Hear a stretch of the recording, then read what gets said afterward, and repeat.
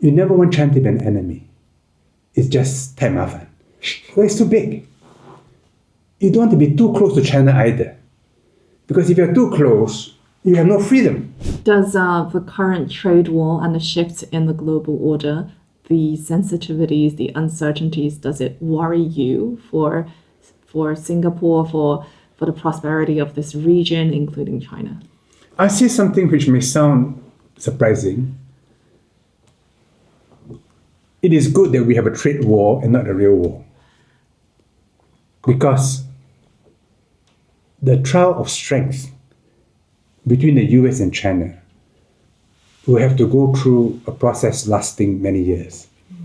And there will be many anxious moments.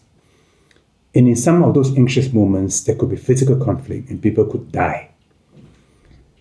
A trade war is good because it's only about money. And both sides can really manage it. Trump said, I decide. Because if the deal is something I'm happy with, we have a deal. China can also decide. If you are a businessman, if you are an individual, you may be hurt. But you only hurt in your pocket. You're not bloodied. Remember on the first day after you arrived, we were having dinner, you said, actually, Albert, if you can back me up, we actually decided that we don't dislike Trump, like on a personal level. And I would say that most Chinese people, or at least the sentiment on the ground, online, is that people actually do not dislike Trump.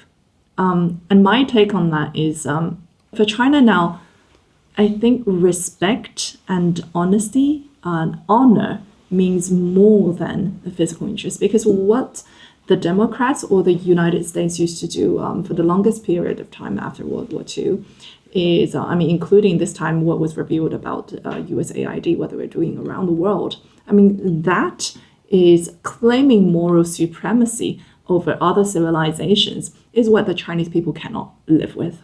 That's what they hated. So where Trump is, gloves off, let's fight. The Chinese people actually are okay with that. And actually, from my point of view, that I think Trump is actually easier the counterpart. Trump is actually a much easier one to deal with. No, I think you're right. They were operating a very sophisticated system. They thought they could dominate the world. And therefore, they should dominate China. China refused. Then, for complex reasons, instead of concentrating on China, by keeping close to Russia, they went after Russia. And this is China's good fortune. Then you had the Middle East. Both Ukraine and the Middle East, Gaza, are distant wars for China. China is not directly involved. Yeah. And they've taken the heat away from China. But throughout this period, the internal difficulties of the US got worse. The deficit increased, the social problems increased. And Trump was voted on the platform to revive American manufacturing, to solve the drug problem, to reduce the deficit.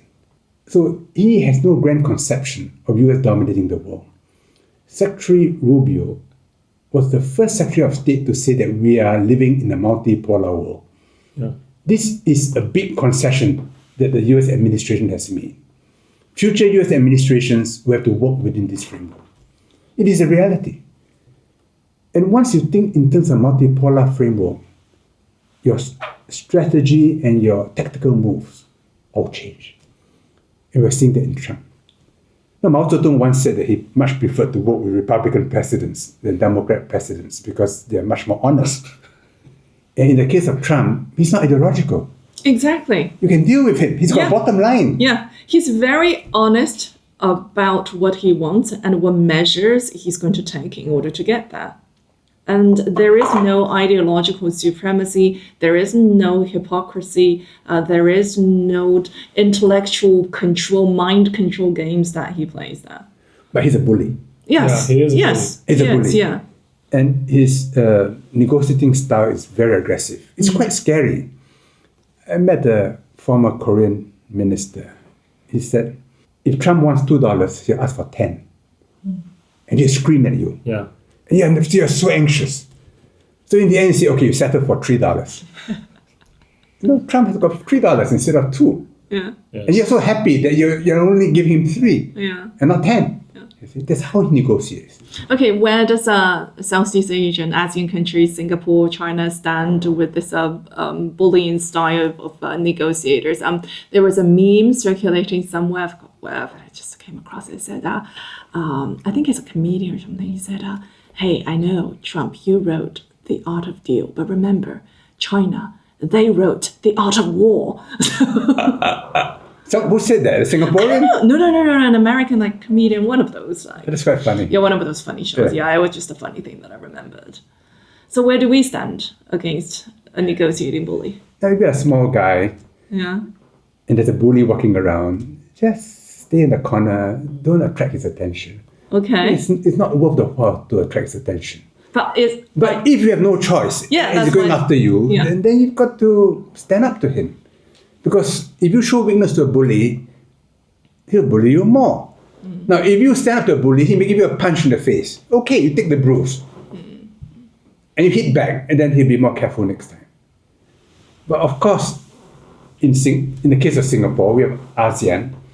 And if there's a group of us who stay together, it's harder for him to bully us. okay. So ASEAN will become stronger, and ASEAN is getting stronger. Yeah. So Singapore's strategy is very simple. Try not to attract attention and work with ASEAN.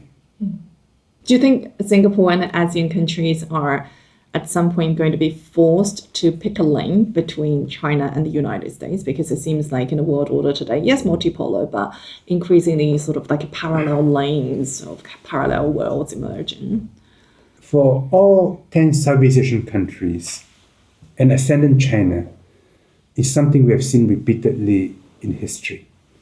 So whether you're Thailand or Vietnam or Indonesia, you have a historical memory of China and how it behaves when it is strong. You never want China to be an enemy. It's just taimafan. Well, it's too big. You don't want to be too close to China either. Because if you're too close, you have no freedom. Okay. So the instinct of Southeast Asia is trade is good, investments are good relations are important, but maintain a certain formality Okay. and have other friends around. No, Zhu Rongji, China's premier, very wise man. In the year 2000, when ASEAN countries were reeling from the Asian financial crisis, he offered a free trade agreement to ASEAN leaders. I was there in Singapore, year 2000, November. And ASEAN leaders did not know how to react.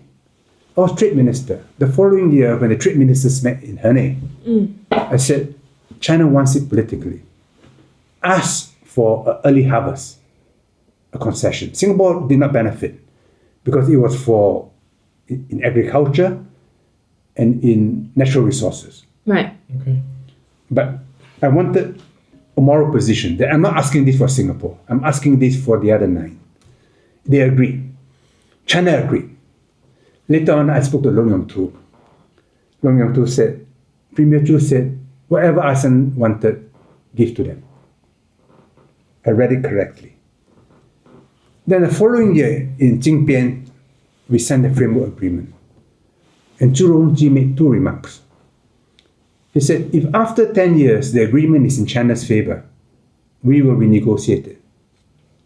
这么大方的态度, I couldn't believe it, I said, that's very good.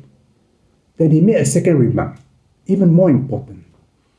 He said, China does not seek for itself an exclusive position in ASEAN. He meant that we will never ask you to choose your friends, so long as you are my friend. So if the Americans come here and tell us, you choose between China and us, I tell my American friends, you ask that question, you may not like the answer. So I suggest you don't ask that question. So the Americans openly said, we don't ask ASEAN countries to choose. But privately, But probably they do. on specific issues, they put pressure. Yeah. Oh, however, I really like your what you say that because from the historical perspective, the ASEAN countries, they remember when China was powerful, and if you stay too close, you lose freedom. However, if we really look into history, China only had war with Vietnam and Cambodia during the Qing dynasty and Ming dynasty. Ming invaded Vietnam and Qing invaded. Maintain. Myanmar. Yes. And besides that, China actually didn't interfere with their local business at all. All the Chinese emperor asked was tribute, and not just very often, but like 1 year or 2 year or 3 year for once. And actually, every time when they go tribute to the emperor gives much more than the tributary. So, is it a historical misunderstanding? How is this mentality was formed? Firstly, the word tributary, tribute, is a wrong word for Cao Gong. The leaders of Moscow paid tribute to the Golden Horde. Oh, sure. It was a ransom. I give you money so that you protect me and you don't disturb me. Dubrovnik paid tribute to the Sultan, again for protection. The Chinese system was, you Cao Gong, you get trading benefits. Yeah. It is not payment. Yeah. It is to receive payment. Yes. In return for respect. Yes. Southeast Asian countries realized that in the Chinese mind, face is very important. So whenever they meet Chinese leaders, whenever they come to Beijing, they say such sweet things about China. And Chinese leaders are so happy. They say, well, yeah, they respect us. But when they go back home and they talk to their own people, I know because I talk to them. They say, no, China is, they don't say bully, but sometimes China puts a lot of pressure on us and they're very tough and so on. It's important for China to understand this. But what I was trying to ask is that where does that perception come from? With the lack of physical war in history, where does that perception come from? Is it self-imposed or how? You're talking about Southeast Asia or talking about China? No, Southeast Asia Southeast Asia. Somewhat sort of like, let's stay slightly away from China. Where does that come from? I wouldn't go as far as use the word fear, but like you described, people are sensitive about their relationship with China. No, because China is big and China has an enormous market. Okay. And if China likes you, it can make you very happy. Right. Okay. And if China dislikes you, it can feel a lot of pain. So it's just a natural progression of power disparity. No, it's like ordinary people when they meet a very rich man. They behave nice to the rich man because the rich man can give you a hong pao or something and suddenly you're very happy. Okay. Or he can take away your license or your rental and then suddenly you're in trouble. And China, in Chinese statecraft, and this is from Ping Fa, never use military force unless you absolutely have to. Yeah. And try to achieve your objective without military force. Of course, you need military power, but don't use it. And the best weapon is economic. So when China says, oh, we are in favor of free trade and so on, I said for certain things, China has always used trade for statecraft. When the Americans had the CHIP Act to deny China technology, now think about this. China kept the secret of making paper and the secret of making silk for many centuries. You're not allowed to betray this secret to foreigners. And it gave China a huge advantage. The silk trade, we know, was an important source of revenue. Paper is like today's computer. With paper, you can record, process data, organize more people, regulate flood control, understand climate change. China had a monopoly for centuries. So this gave China an enormous advantage and why it's always been able to organize more people on Earth. So if the Americans say, I don't want to give you chips, I don't want to teach you this or that, of course. Because if China has such knowledge, China will also not want to share with other people. So this is, to me, normal. not unusual. The politicization of trade is also normal. It's not unusual. So relax. Yeah.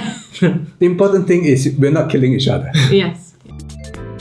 偷偷告诉大家，我最近发现了新法宝 Royal Face 逆时奇迹系列，它有活肤露、全效精华，还有精华霜。尤其我皮肤比较偏干，所以我非常的注重保湿。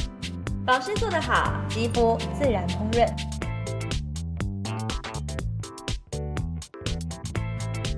提亮肤色更年轻，抚平皱纹超有感，而且气色变好。用心保养，每天都更美一点。